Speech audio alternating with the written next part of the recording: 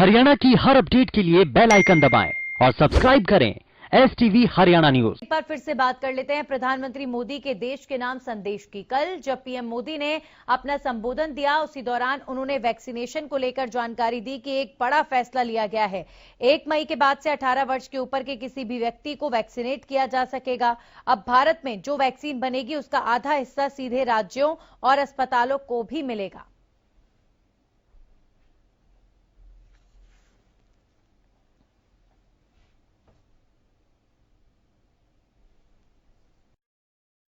साथियों, पिछले वर्ष जब देश ने कोरोना के कुछ ही मरीज सामने आए थे, उसी समय भारत में कोरोना वायरस के खिलाफ प्रभावी वैक्सीन के लिए काम शुरू कर दिया था।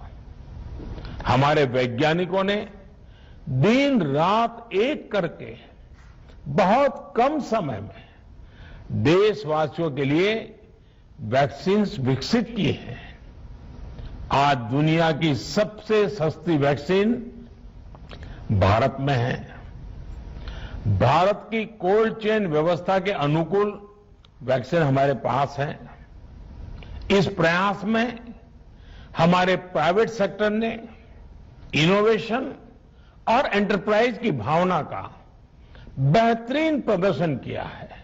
यह एक टीम एफर्ट है, जिसके कारण हमारा Bharat 2 made in India vaccine के साथ दुनिया का सबसे बड़ा टीकाकरण अभियान शुरू कर पाया।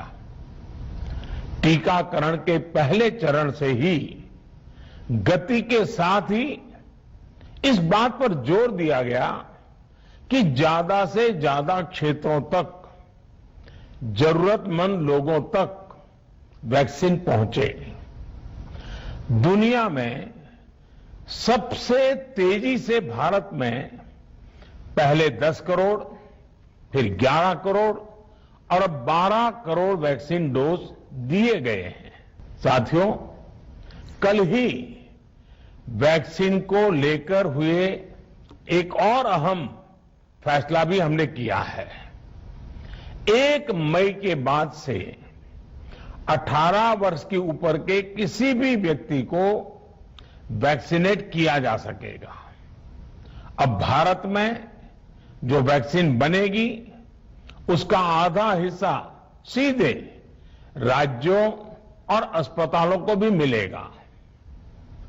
इस बीच गरीबों, बुजुर्गों, निम्न मध्यम वर्ग के लोग 45 वर्ष की आयु के ऊपर के व्यक्तियों के लिए केंद्र सरकार का जो वैक्सीन कार्यक्रम चल रहा है, वो भी उतनी ही तेजी से जारी रहेगा।